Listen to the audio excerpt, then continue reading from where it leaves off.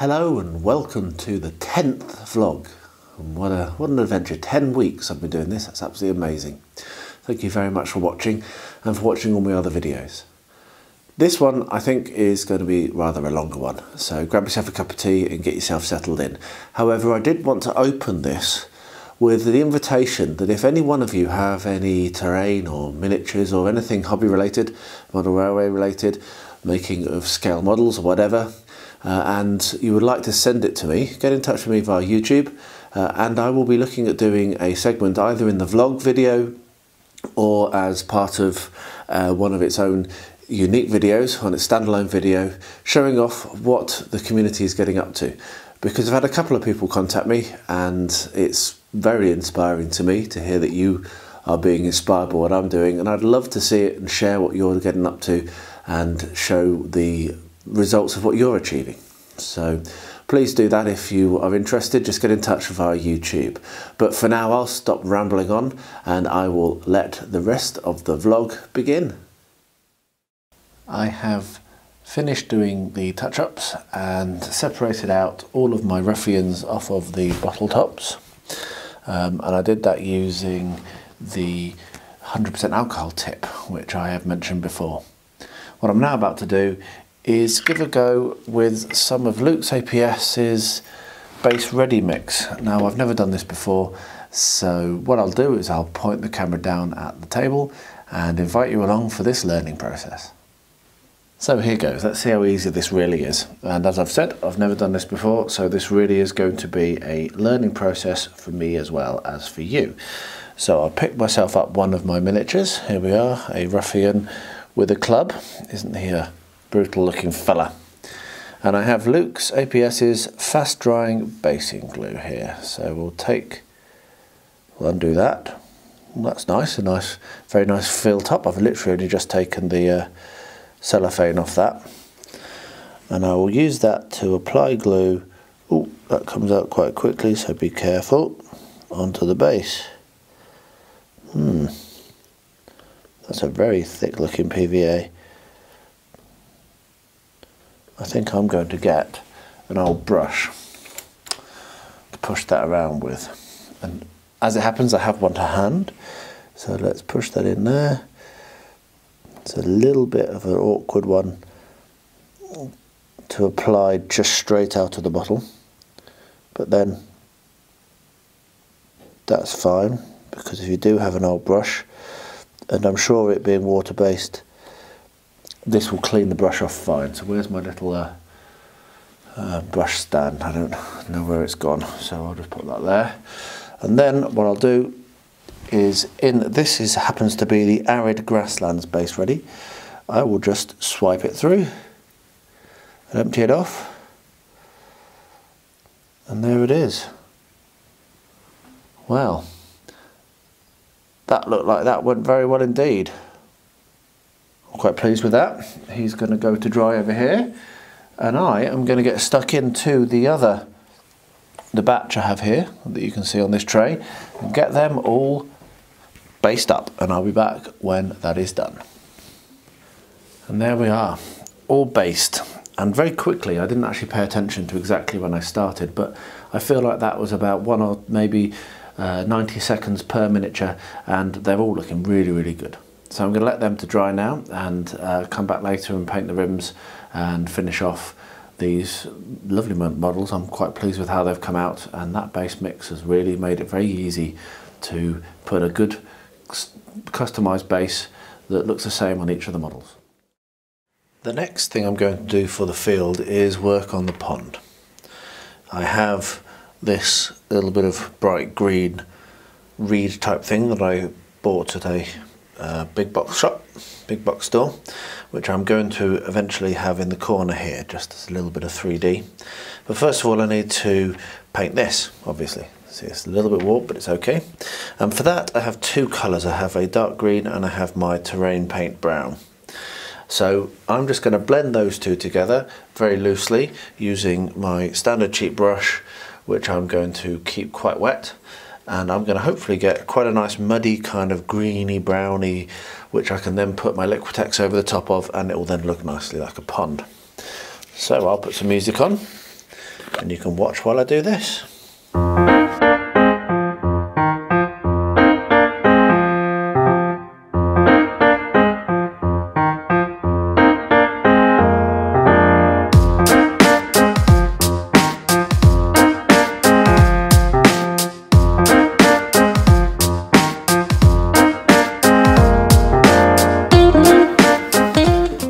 That's a nice colour, I'm happy with that. It's got just enough brown and just enough green in it. It's not blue, top tip, water isn't blue. And when that's dried, I will be able to put the Liquitex on, and I will also glue this little bit of greenery in place. The paint has dried now, and it's turned out to be a really nice, dirty, dingy green colour, which is exactly what I wanted for this pond. And what I'm going to do now is put a little bit of interest around it. So I have, as I said in the previous video, this very, very bright green thing, which is going to be put in that corner. And I'm also going to make use of a technique that I've used quite a lot. With the renovation that we're going through, we end up with a lot of these sorts of brushes that have been used for staining wood or whatever in the real world.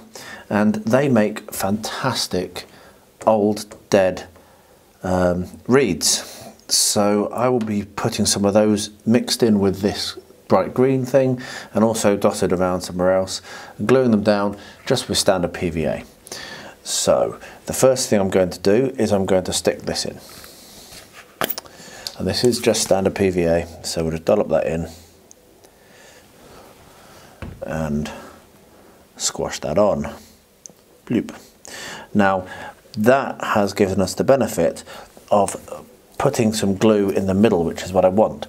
So with this brush, I will get my super sharp scissors, these strong scissors, and I will pull away, tease out some of the old brushes. Now the fact that they are stained with what's probably walnut, I almost said orech, which is Bulgarian, is good. They are a wonderful colour, if that will focus, there we are. They're a wonderful colour for dead reeds, as I've said. So all I will do is I will drop them in the centre and spread them round a bit, and you have a nice mix with that bright green. So I'm going to carry on with doing this, and I will let you listen to some music maybe, because this will take a few minutes, and I'll show you how it looks when it is done.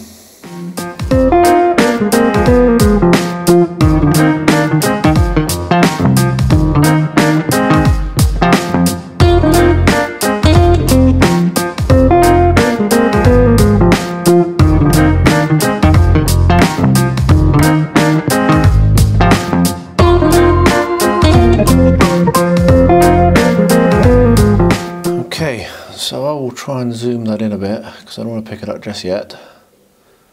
Yeah, look at that. I even positioned it right. There we are. So now you can see how that is looking.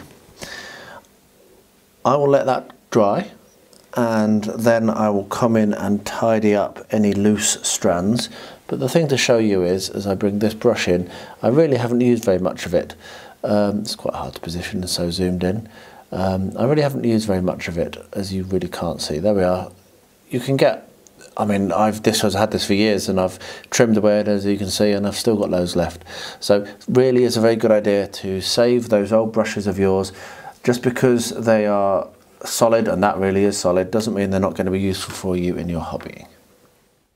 Next on these Sarissa buildings, I'm going to talk about chimneys and fireplaces. Now this is a bit of a hot topic on the GBHL at the moment. That's the Great British Hobbit League Facebook group, if you weren't aware of that. Talking about the amazing new model buildings terrain that Games Workshop has just released for Rohan. Now, as brilliant as they are, and they really are brilliant, none of them come with any chimneys or any fireplaces. Now, not every building in a poor country has a fireplace. However, I think most of them would have something or other, even if it's just a hole in the roof with a flap. And one of the issues with these Sarissa buildings is there's no fireplace, and there's no chimney on the roof either. Now, I have done a fair bit of scratch building in my time, and one of the things I really enjoy and one of the things I really do a lot of is putting in the fireplaces. So you're right, I am going to make sure that these have a good fireplace. I have some options. Here we have my hovel, and I had a lot of fun making this, and before the camera was on, that roof came off with no trouble. There we are. If we look inside this, you can see there that I've done a fireplace and I've put some little bits of kindling, little bits of wood underneath it. I've even got a little wood stack, if the light will show it, just on this side of the building. There we are. And I've done the chimney up and I've put a little a little wooden dowel on top for a chimney stack. Now that's one idea. The second style is demonstrated in this rather awesome two-storey building that I did. Now, on the roof, you can see that there's a little stick. That marries up perfectly inside the first floor with another stick, which goes through the floor. And you guessed it, on the ground floor, that stick continues, and, oh, sorry, that stick continues, and you've got down there, this is actually a classic Bulgarian pechka. I have one of these in my gaming room. It is a fire which is designed to work very well with coals and that sort of thing. So it's a poor person's fire, basically. So those are two options I've got for putting fireplaces in here. I can make a little pechka type thing, which is a pretty traditional fire, or I could do a more solid looking stone built fireplace like in the first building. So that's the benefit of my thinking. What I'm now going to do is look at each of these buildings and work out what type of fireplace I want in each one and then make it. And you can be sure that I will bring you along for that adventure. Hello and welcome to the start of another project. I know, I've got loads of projects ongoing at the moment, and while I have admitted to being a unfocused hobbyist, this is a little silly. However, for this one I have a really good reasoning. In just over a month's time, my daughter is going to be 1 year old. I'm a new daddy, and her name is Rosie. Now, as a huge fan of Lord of the Rings and The Hobbit, you would have thought that it was actually a deliberate choice that we called her Rosie. Maybe we picked Rosie Cotton. However, that's not the case. It was serendipitous, my favourite word, and we came up with a name, really loved it, and then went, hang on a minute, Sam marries Rosie. And so I have decided what I'm going to make her for her first birthday. Just last week, Games Workshop released a miniature of Rosie Cotton. Brilliant timing, which I have bought 2 of. One of them for me to use on the tabletop when I do play the game if I ever get time again, now that I am a new daddy.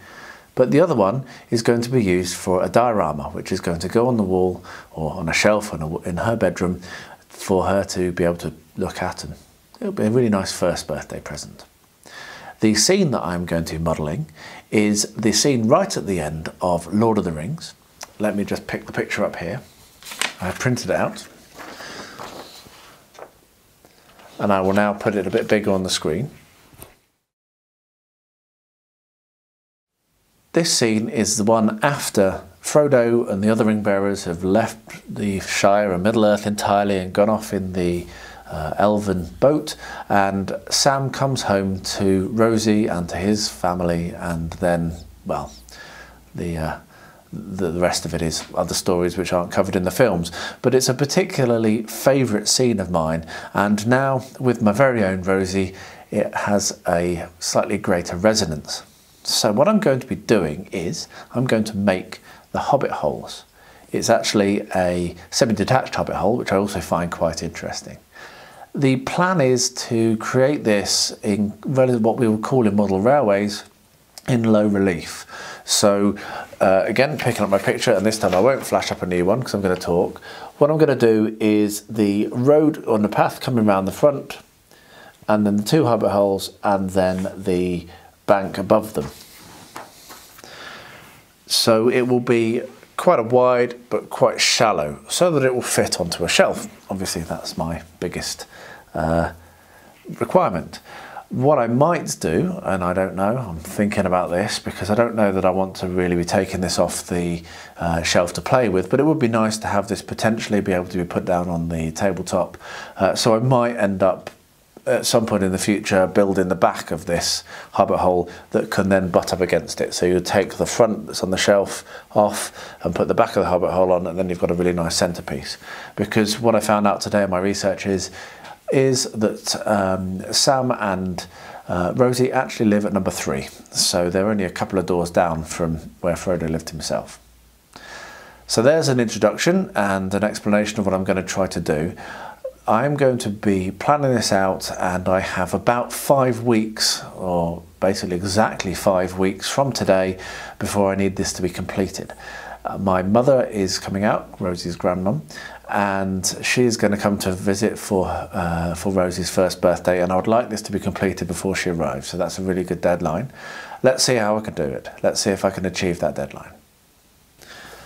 I've just spoken to you about my plan and the reasoning for this new project. And what I thought I'd do is spend just a minute or two showing you these pictures that I've found on the internet today to describe basically what I'm aiming at doing. So I've just been on eBay and I've found a hand pump, and you can see in this picture there is a hand pump quite clearly in the entrance to this Hobbit Hole. You can see that there's also a nice letterbox which I can make from scratch. The fence is also something which I can make from scratch. You can see here that it is clearly number 3, so I have to make sure of that. Inside here there are some nice planters, and I've also picked some of these up off eBay, so hopefully they'll be coming soon. And there's some tools which I've also managed to get. But the other thing is there's quite a lot of flowers, and there's this big sunflower, so it's going to be a lot of fun actually doing the garden. This is going to be something quite new to me. I generally make things quite playable and don't really clutter things up as much as this, but their front garden is quite cluttered. If we go back to this picture, and to some extent this one here, you can see there's flags and grass and planters and all sorts of stuff going on, and it's going to be a lot of fun to create this. So I'm going to get my pad and paper out now and start drawing, because this is very important to me to get right, and I want to make sure that when I start doing my cut and start and get my baseboard, it's going to be the right size. I am going to do as much of this completely from scratch as I can. I've just explained that I have found some of these elements on eBay, and they will be being delivered in the next couple of weeks. But certainly I'm not going to make use of anyone else's Hobbit Holes. I am going to do both frontages, so I'll be doing number 4 as well. I presume that's number 4, and with the shared fireplace, etc. So it will be a really nice frontage with quite a large bank behind it. The entrance will be running off of this nice light coloured lane, and I'll be doing the gardens and the grasses in front. So let's get some drawing going on, and when I have something to show you, I will invite you back to the bench. Now, I am no artist, so apologies in advance for the quality or lack thereof of this drawing. However, I have made a nice sketch here which I'm quite happy about. I will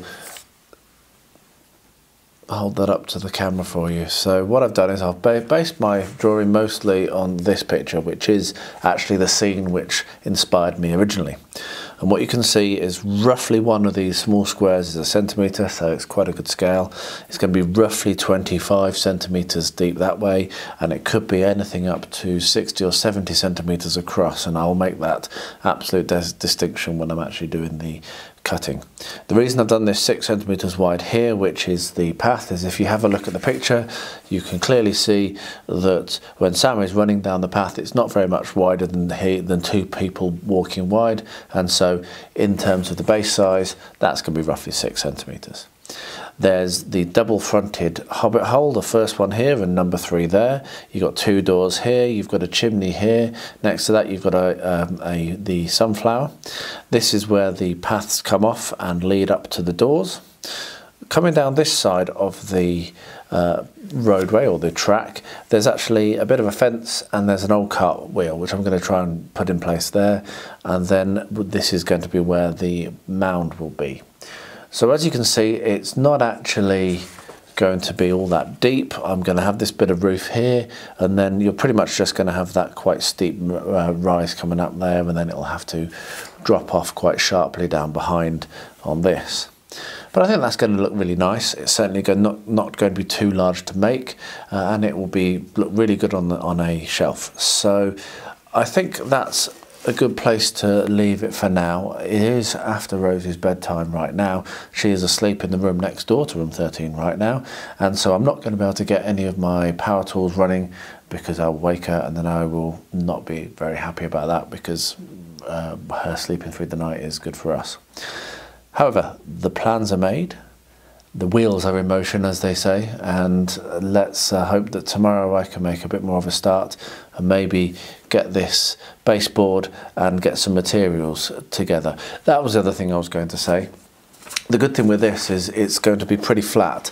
There's not actually all that much going on. It's not one of these Hobbit holes which is up a kind of windy steps, which I will do, don't worry, at some point, but this has got a specific reason. So it'll probably be basically a flat baseboard with a little bits of the sculptor going on to make these terrain areas, and this will be my foam, so I won't have very much foam cutting to do. So hopefully, fingers crossed, we can get this done.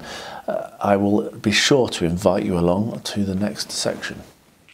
The next step on this field is for me to do the water effects on the pond, and I'm using Liquitex gel, and I've not used this before, so it's another first for me on camera, live on camera. I just don't learn. Now, cheap as I am, I'm actually going to scrape some of the Liquitex off of the cover, because if you waste not, then you want not. And there's actually quite a lot on there. Probably not quite enough to do the whole thing, but hey. So I don't really mind if it's totally flat, which is why I'm using a brush to do this. And all I'm going to do is paint this on in this area and then let it go off. So, as far as I am aware, this is all you have to do. The water effects I've done in the past, I've used either yacht varnish to build it up. I've also used my favourite technique, which I will reprise at some point, I'm sure, which is from Marklin from Sweden, where he uses toilet roll, PVA, and then a gloss varnish like this over the top, and I really love what that looks like. Now, my idea here is to have this to have some, as I've said, to have some 3D, because I want it to look like it's a little bit disturbed. So I'm not trying to do this smooth. If anyone's shouting saying, why have you got all those brush marks in it, that's actually what I'm attempting to achieve, because I want to play with this. So I think that is enough, certainly for now. So I will leave that to dry, to go off, and then we will find out what that looks like probably tomorrow now. Painting miniatures, having done none for a month, now it seems like I'm doing some every evening. So I have two different miniatures to paint this evening.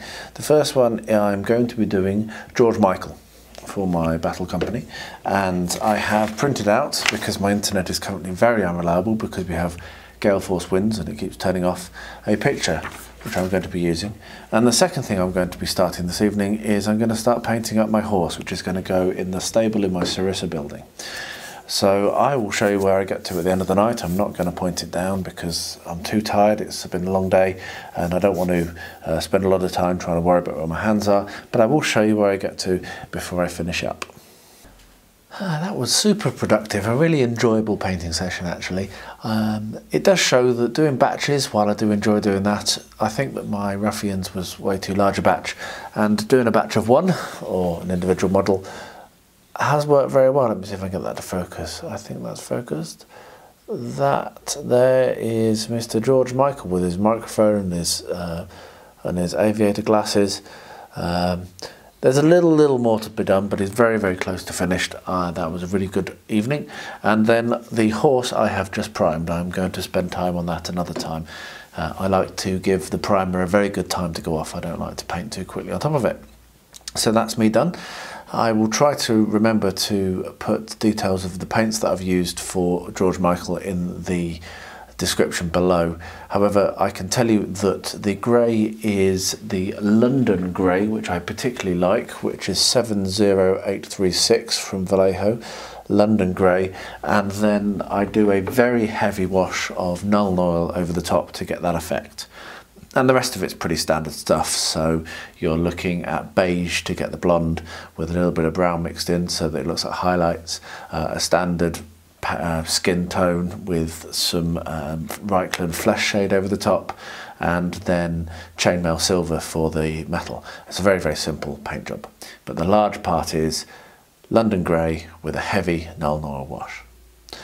So let's see which one I pick next to do of my battle company.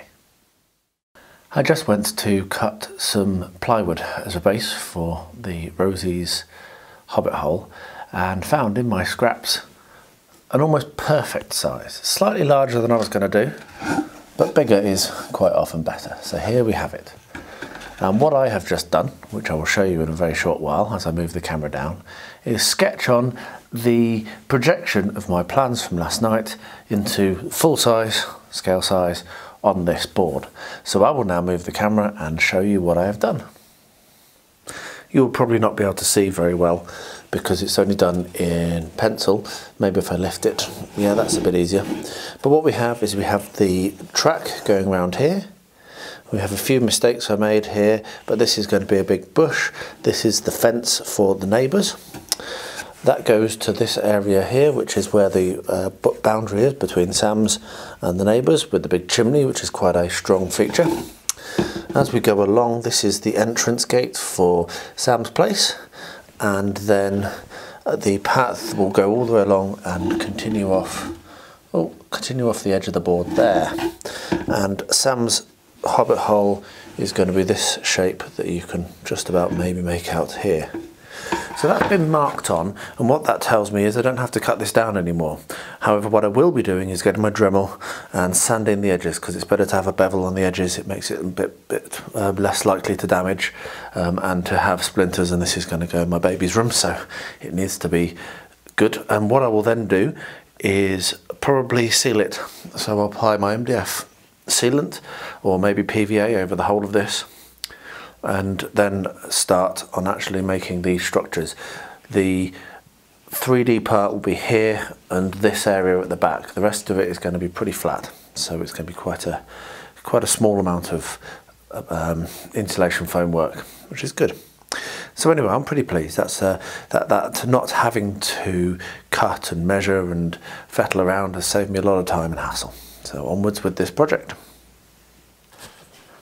Hi there, I'm in my workshop, which is currently a glorified storage room, which you can't see because it's all behind the camera, but trust me, it's just piled full of loads of rubbish.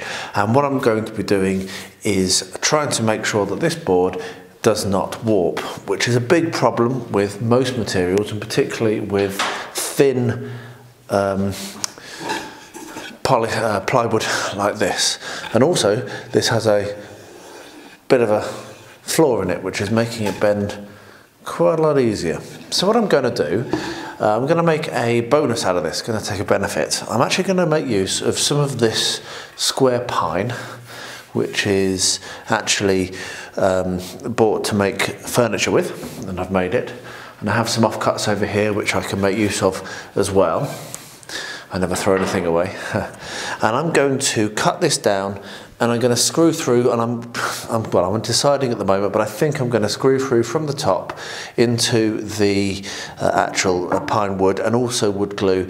And what that will do is it will give it a nice frame around the edge, and it will also prevent it from warping when I put all of the materials on, which will cause warping, like the terrain materials and paint and glue and everything that always causes our terrain to warp. So I'm going to get stuck in with that. I'm going to make use of the machine you see down here, that miter saw, to do the cutting, because I'm lazy and I will not do that on camera because it'll be very noisy, but I will be back to show you what it looks like when it is done. I have cut the two long lengths and I'm now about to secure this board to them. Now the way I'm going to do this, I've put 4 clamps on for now, is I'm going to put regular screws along each of the along the edges, and then before I screw it down I'm going to put wood glue in, and then I'm going to put the screws in. And the reason I have clamped it is so that I can drill through with my Dremel. Then I will take the clamps off, apply the glue and put the screws through. Now the screws that I'm going to be using are these ones. I know this is in Bulgarian, but it is still here. They're size 3 and they're 30mm, so they're going to be perfectly fine. They're going to really bite into that bottom and hold the 2 boards together. And I will also be countersinking, because that will make it easier for me when I put my terrain on over the top. Again, I will show you this as I'm going through it. I will do each of the processes and then show you how it looks, but probably won't leave the camera running while I'm actually doing the drilling and gluing, because yeah, there's no point in showing you that. But onwards. So I've drilled holes 1, 2, 3, 4, 5 along each of the edges, and what I'm now about to do is I'm going to unclamp one end. I'm going to put the wood glue, which is just PVA, and then screw it in and then do the back end, and then I'll clamp more along, and then that'll be it done. I'm going to do the sides, fill the gaps in on the sides later in the build. One thing that this will give me the opportunity of doing is potentially putting some lights. So putting some lights over maybe behind the window, which is going here. I can have an LED or something, which might be quite nice at night for Rosie when she's sleeping. She can have her light on in her Hobbit Hole and that'd be really lovely. So yeah, onwards. This is really exciting. So there you have it. I have glued and screwed this now, so that is now nice and secure and should be you know, good to last for a very long time. What I've done is I've done 5 screws along each end, and then I put a bead of PVA glue along the top of each of these boards, or the beams at the bottom, and then smeared it out with my finger so that it's not thick in any place, so that it gets a good even bind. And then in my usual way of doing it, you can never have too many clamps, and I don't have too many clamps. I have just enough on this, so that will now be left to go off overnight, and hopefully by tomorrow I can do the next steps, which is going to be putting on the bracing on the sides and potentially one down the middle as well, to make sure it's all very, very secure and never does warp. And what this will also allow me to do is finish the front nicely and put a plate or something like that on, which will describe exactly what this is for Rosie's first birthday, etc. So that will be really nice. I'm very excited. This build is going very well. This is day 2 and we've got some good progress.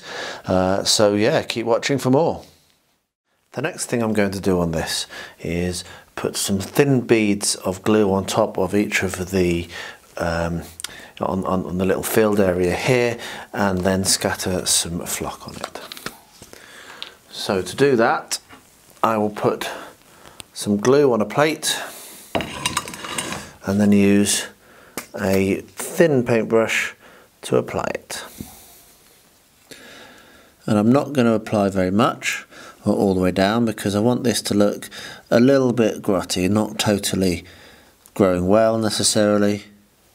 What I'll do is a couple of lines each, and then scatter, and then a couple of lines more, making sure to leave gaps. Deliberately doing this and not the rest of the base, because I've got a few other plans that I want to start on before I do them. So then knock it off, and there you are.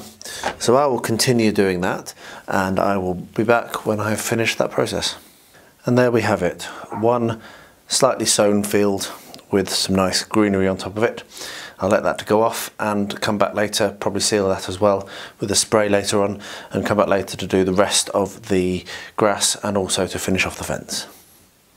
I was about to get stuck into more flocking on this, and then realised that what I really need to do is stain the wood.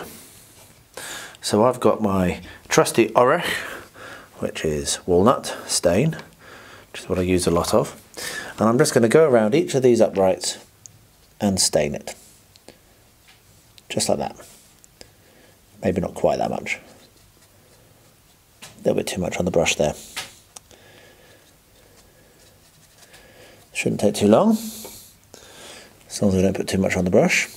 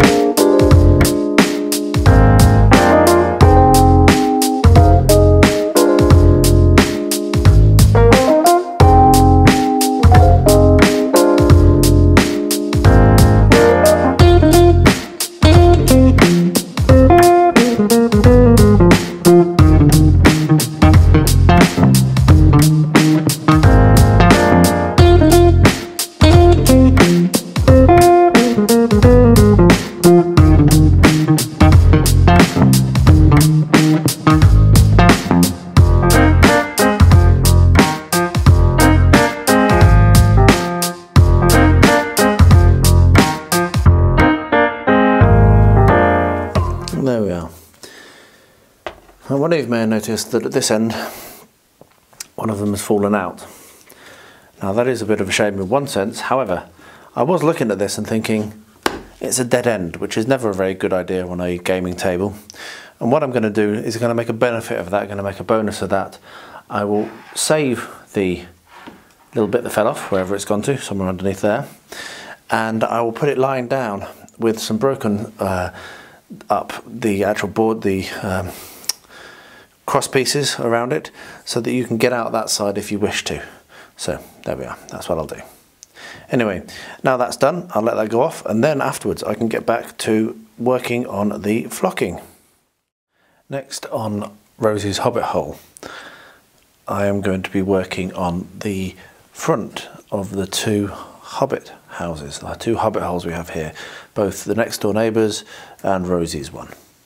And what I need to do first of all is work out how I'm going to make the door, because I do want to have it look very round, and obviously I'm not that good a cutter, and therefore making these might be a bit difficult. However, I had a brainwave.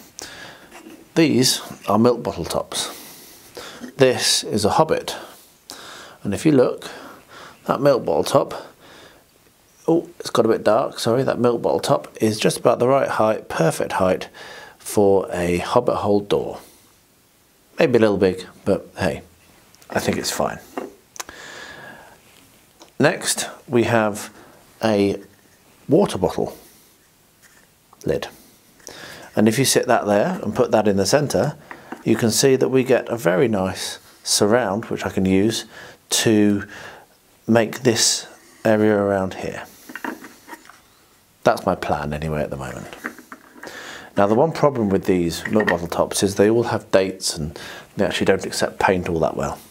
So what I'm going to do is I'm going to take my metal file and I'm going to file off the printing, and also it's going to rough up the front of the bottle top in such a way that it will accept paint better, because I'm going to need to make these look like wood, which is going to be a fun challenge.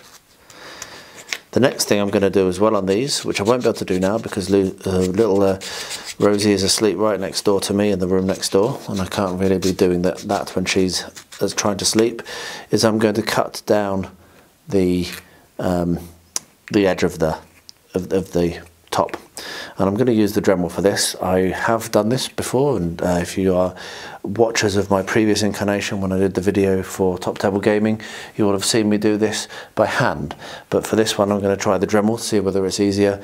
If it's not, I have a lot of bottle tops and I can certainly go back to doing it by hand, but I'm going to do that another night.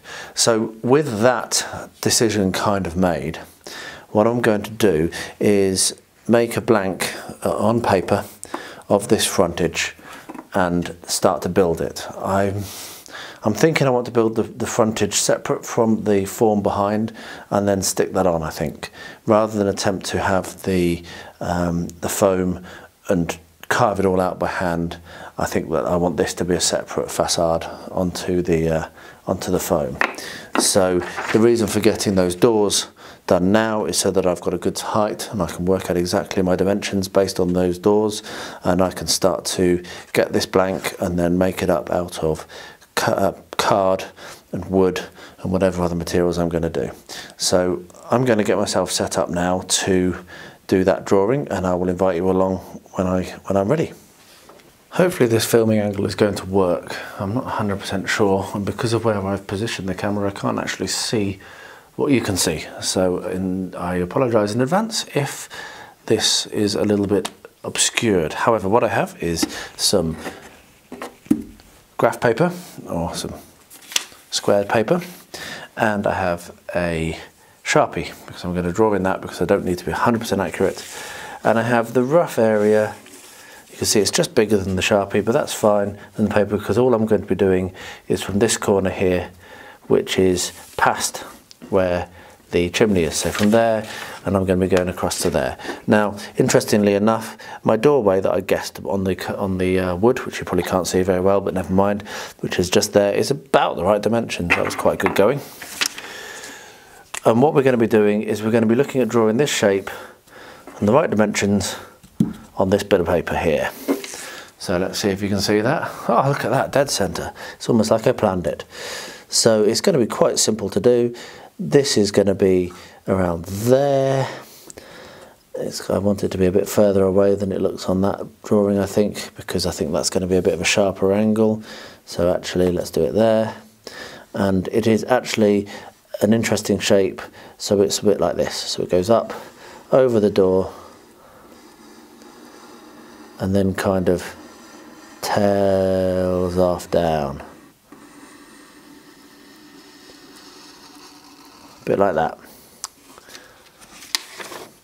So that is pretty close. Yep, that looks good. So that will be sitting around here, and then the doorway will be about there. So that gives me an idea and a blank of where I'm going to put my wood. If you can see on the picture here, you can see that there's wood here, there's a doorway here, there's a window here, there's wooden frames, there's a wooden frame across the top.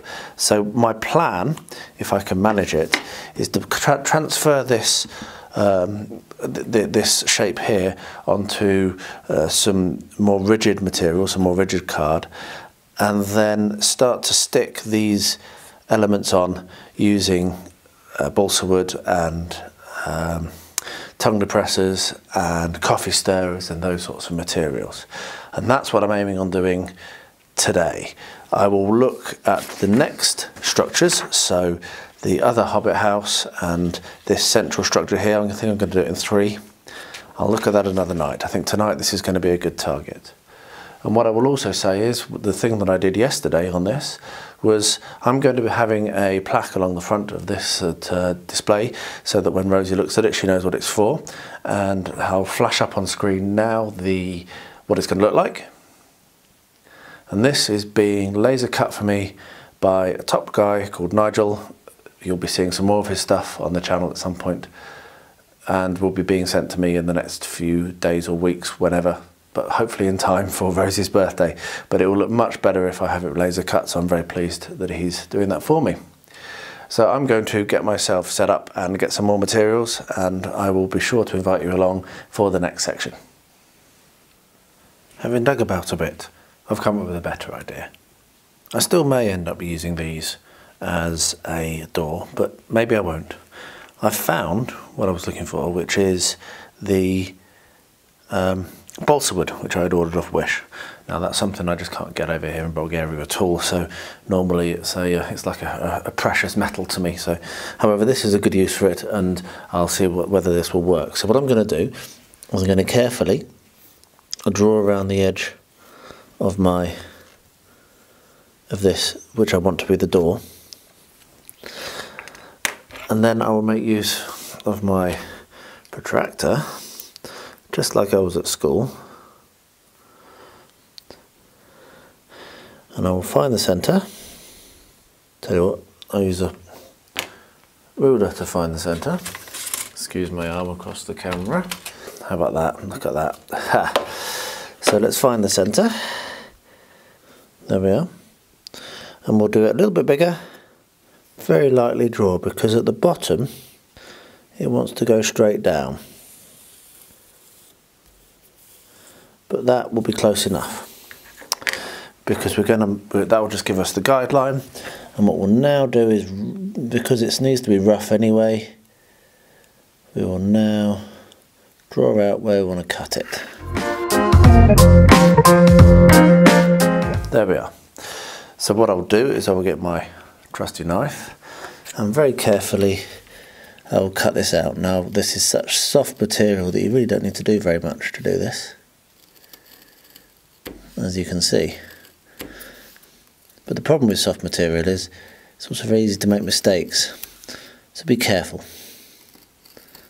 It's almost a shame actually that I've not done this perfectly here.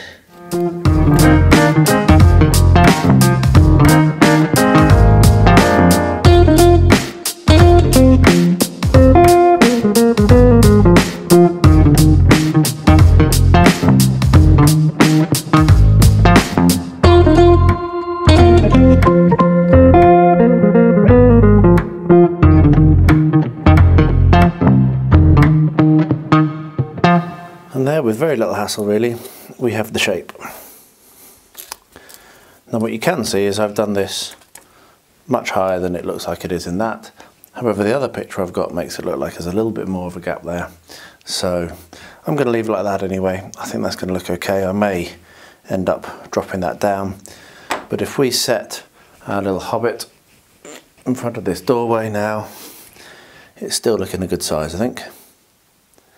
Yeah. Right, onwards. Well, that was quite frustrating. First of all, the videoing of it didn't work, but secondly, it broke. So I've cut out the centre, and it's so soft that it has actually snapped. It's not going to be the biggest issue in the world, but I'm not very pleased with myself right now. The other thing is I have decided that I'm going to cut this down, so I've marked across the top where I'm going to cut it. I'll do that off camera, it'll be a bit easier. And I've also had to play around with some other ideas which I did on the other shot, which didn't work. So I've got some cardboard, and I was thinking about building this out 2 layers and then having the doorway in the back. But I think this idea with the milk bottle tops, I'm going to discard that.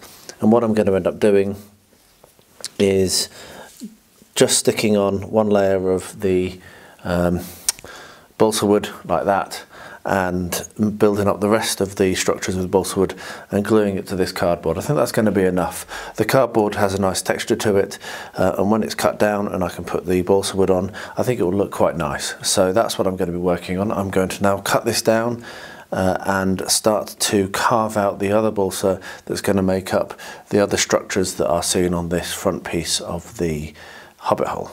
So I will attempt to film some of that if I can, but it just didn't work last time, so I might just show you what it looks like when it is completed.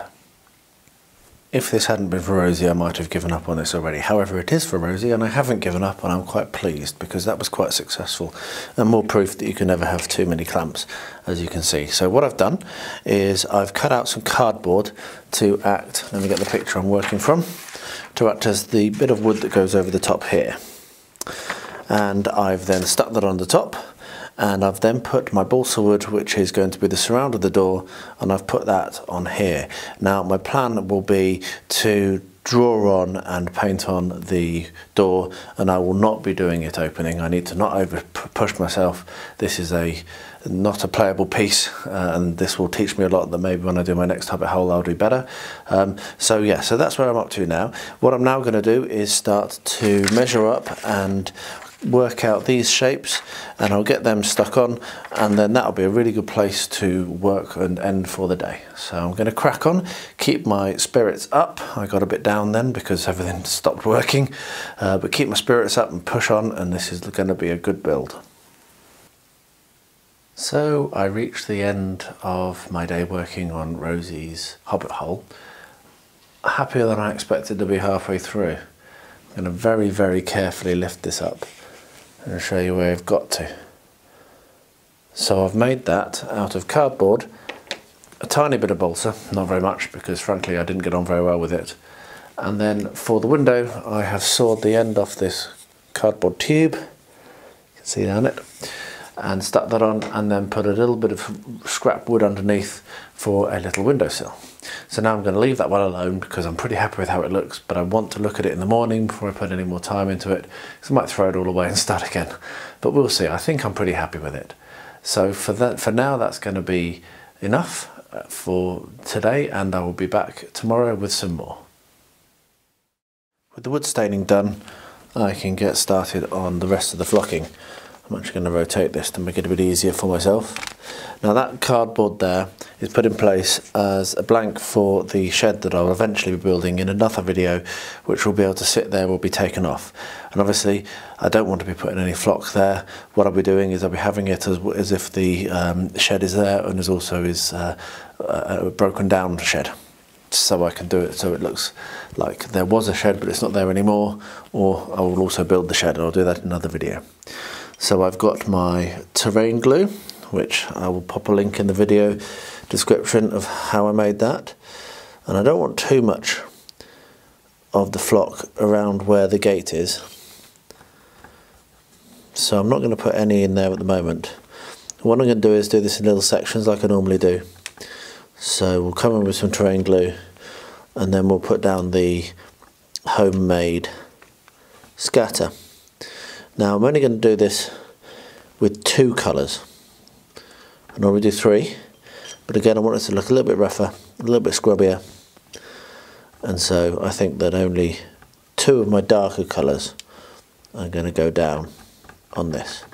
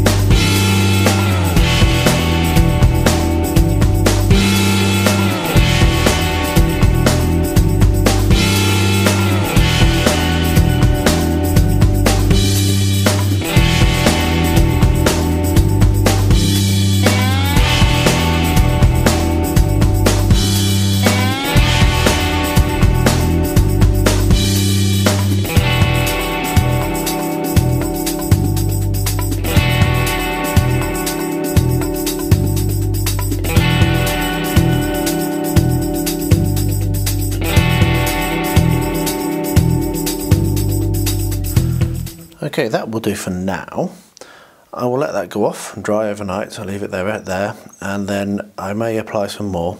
As you can probably tell, what I've tried to show is a track going through the middle and out to the back, to the pond, to the field, to the shed which will have its door here. That's the idea anyway. So, there it is. So I let that to go off and dry, and also to cheer myself up a bit after being quite down yesterday, as I'm sure you heard on the video. And I've come back feeling a lot happier with what I've got done and very ready to start the next stage of this build. What you can see is that the Hobbit fascia for Sam and Rosie's side is done. I mean, I think it looks pretty good. I'm happy with it. I think that when that's painted up, it'll be really nice, and when that's sitting against the lovely backdrop of the with the bank and the grasses, I think it'll be stunning. So my plan for today is to go from here, and let me get my big hand in, do the return here, which is going to have a small window, and then do the next side, so do the next door neighbours one. And that will then mean that this whole section will be joined together and it will be self-standing. At the moment it's being propped up with something behind it, and then that will mean that the next thing that I'll be looking at doing will be carving out the hill. So I'll be making some really good progress here. Another thing to say is I've seen a test laser cut of the plaque which is going to go on the front along here, and it looks amazing, and I cannot wait to see that and get that mounted. So I'm going to get myself set up. I'm not going to necessarily film everything, but I'll film something if I think it's interesting, but at the very least I'll be back later on to show you exactly what I've achieved. I've had a successful evening and I've reached the point that I was aiming for, so I'm going to stop there. As you can see, we have now got the full frontage of the 2 Hobbit holes, and I've also put the door on to the neighbour's Hobbit hole, and just on the corner there you can see that I've made a little window with a thicker shelf underneath it, and then what will be happening is on that corner there'll be quite a large lump of wood coming down which will block that end off. So that's going to be left to dry overnight. Tomorrow I'm going to start building up the terrain around it, so I'll zoom out there, and you can see how that sits. It's a big board, but it's going to look really nice. I'm very pleased with how well it's coming along now after the drama of yesterday evening. So let's leave that for now, and I will be back again tomorrow for some more progress on it.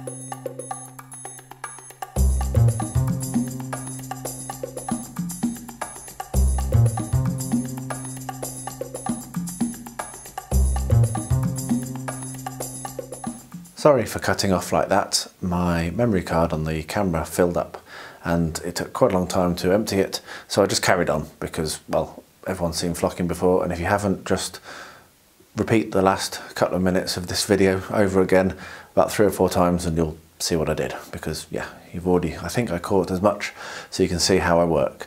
So what I have now, having emptied my memory card, is a field that looks a bit like that. Well, exactly like that, because that's the field. So I'm going to let that to dry, which it pretty much already has. And then I may do another layer, or I may not, but at the very least I will then come and put some patchiness down on the paths, and then that will be near enough complete. I'm very, very pleased. I'll then need to finish off the fence obviously, but that shouldn't take me too long. So yeah, onwards. Next up for the Hobbit Hole, I'm going to be doing the contours and the terrain, build the terrain up so that I can then set this on and do the foam behind where the actual Hobbit holes are. And for this, I'm going to be using Luke's APS's modelling compound, which I've done before, and this time I will have carefully read the instructions, and it says add 3 parts compound to 1 part water. Now my experience of this last time was that it was easy to use, but doesn't give you quite the length of working time that you would expect. So I might make it a little moister than I did last time, just so I've got a bit more time to work with it. But I've got 1 part water here, I think you can see it behind my huge cup, and I've got my other plastic container here, so I'm going to start mixing and then start shaping from this area. I will flash up a picture now of the photograph that I'm working from, and I will also pop it there in real life so I can see it and work from it. So cue the music.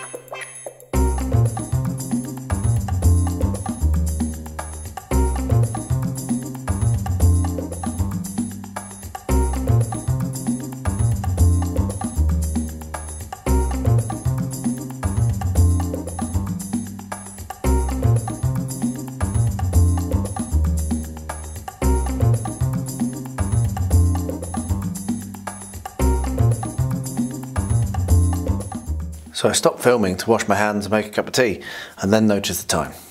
So I've gone and had some lunch, and it was very nice indeed, it was, as the sun came out, so I got to sit outside, and now I'm going to get back. But while I've been away, I've thought some. I'm going to finish doing this terrain and this levelling on the front, on this side of the lane. But I think I'm going to do the foam, the insulation foam work back here before I then continue across the lane and into the gardens. That will mean that I know exactly where I'm going to be terraining towards, and it will mean that I'll be able to do a nice smooth transition. But what that does mean is that once I finish this, I'm going to put away the modelling compound, and I'm going to finish off the front of this building, the front of the Hobbit Hole with the wooden frames that goes along the edges. And get all of that done, and maybe make the chimney and maybe make the roof, and then after that I'll be cutting out and shaping the steep bank, which will be for the actual mound of the Hobbit Hole. So I'm going to crack on now with the last few bits on this side. I just may as well get it done, it's nearly finished, and then I will start working on that. So I will actually turn the camera off again. You've seen lots there, and it'll be just boring watching this with music. I think it's not really much point in that, and I'll be back when I've got something a little bit further along to show you. So I've finished the terrain work temporarily, and what I'm now about to do is work on the chimney, which you can see here in the picture. It has an interesting shape, and it's actually quite tall, which I didn't realise until I looked at it just now. So what I'm going to do is I'm going to make that out of the blue foam. So what I am doing now is I am stenciling out the shape of the roof so that I can cut that out and so this will be half width at this point here up to the point there, and then it will go full width. So this will be half width because it will be stuck to it, and then we'll have a full height stack. So I will get that done, not on camera, and I will show you what it looks like when it is finished. So with some very careful use of my Stanley knife, I have managed to make a very tall chimney, which obviously will be trimmed down when I'm going to work out how tall I want it to be. But that fits in quite nicely, and if I turn that around, you can see that there's a little shelf for it to sit on, and it also nuzzles in quite nicely up there to keep that nice and straight. There we are, like that. So we've got a little cutout here, and we've got that, and then it looks very nice like that. So that means that if you look on the side, this is where the roof will come, and the roof will come down here as well, and that looks very good. So I'm going to glue that in place and clamp it, and then we'll start working on the next section of this build. So now we come to the main character, Ms. Rosie Cotton, and actually Gaffer Gamgee, Sam's daddy. So what I've here is a unopened blister pack from Forge World, which arrived just yesterday. So I'm going to attempt to complete this by the end of Monday. I think that's going to be close enough because I did only receive it late yesterday. That will both get this done in terms of for the build for Rosie, and also we'll tick off a box on the Hobby Bingo from the Games Workshop team. So let's get into this and get started. Immediately on opening this, I'm pretty blown away, as I often am, by the quality of Forge World's sculpts. They are stunning. Look at that. Beautiful, beautiful, beautiful. Now the interesting thing is that here we have Rosie Cotton washing up a beer flagon, which is obviously quite suitable for her before she was married to Sam. But what I'm doing is this particular Ms. Cotton. So I'll be following this colour scheme on this picture, the peach and the green and the white rather than the blue. But she's holding a baby. Aww. So I'm going to have to attempt to turn that flagon into a baby. Now I don't think it'll be all that hard, famous last words, but I'm going to give it a good damn go. First of all, however, what we'll do is we'll take these all off the sprue and give them a wash in the warm soapy water, because that's what you have to do with all Forge World resin. It's what you should do with all miniatures, clean them. The reason for this, if you aren't aware, is because when these are cast, they have release agent on them, and release agent is designed to make things not stick to the miniatures, and when you're painting it you want things to stick to the miniatures. So if you haven't washed it, you're likely to lose your paint, and that's going to be very frustrating, especially if you spent time and effort on it, and it can damage or waste the model if you're not then able to clean it completely. So I'm going to crack on with that washing process. I'll wash them actually on the sprue. Having said I'll cut them off, it's easier, and I will be back when I am about to start cleaning them up. So yeah, they are beautiful though. Let me do another quick close-up of Mrs. Sam and Daddy Sam. Isn't that awesome? Beautiful.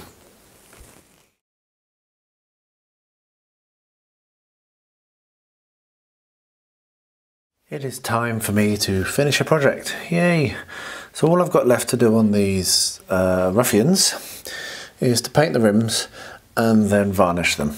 So what I'm going to do now is I'm going to paint the rims, and I'm going to use my London Grey, which I really do like. It's one of my favourite colours for grey.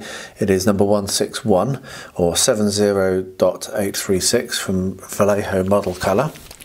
And I'm just going to paint the rims of all of these, including my old ones that I never did paint back when I painted those several years ago.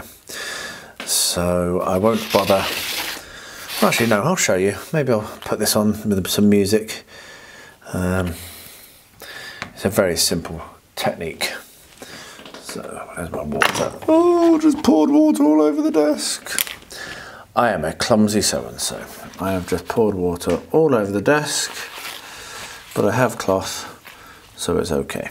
I will deal with that in a minute. So I like to use these type of brushes with the kind of flat ends, and then it's a case of getting the paint. Look at this, I'm going to try and do this on camera for you, and then just carefully painting around the edge. And you might end up having to do 2 coats. Now these are the ones that I did the Luke's APS base ready, and it did get a little bit kind of over spilled down the sides. I think that was more my fault for not being so tidy with my application of the glue, so I can't blame him for that.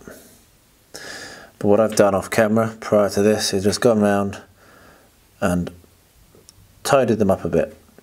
Now I'm a bit odd, and I actually don't mind it going over the edge a little bit. So in places where it's gone over the edge a little bit, I will leave it and paint around it, like you've just seen there. So there we are, that's one rim done. I may do a second coat, but let's get the rest of them done.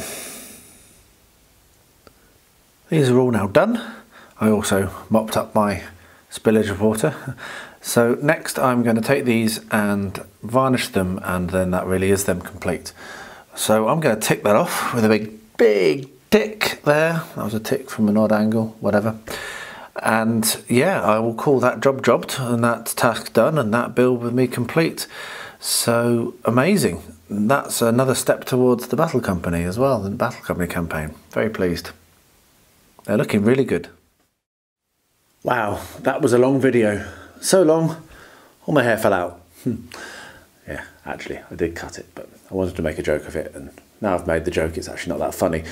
If you've made it this far, you deserved a better joke than that, and may I salute you with my ginormous cup of tea, as is becoming traditional. I'm impressed if you have made it this far. There's been a lot this week. It's been a very busy week. It's been a very productive week, and with the idea to start making the gift for Rosie for her birthday, it's given me a real impetus, and I think you can probably see that from the videos and from the clips that I've shown. So please, if you don't yet subscribe, and if you're a non-subscriber who have reached this far, then please click subscribe and then leave a comment below and let me know, because wow, I'll be impressed if anyone gets this far. And if you are subscribing, don't forget to ding the bell, because then you'll be told if another one of these videos, they're not all this long, I promise, as soon as I make one. And finally, thank you ever so much for watching another video from Beard Clipper.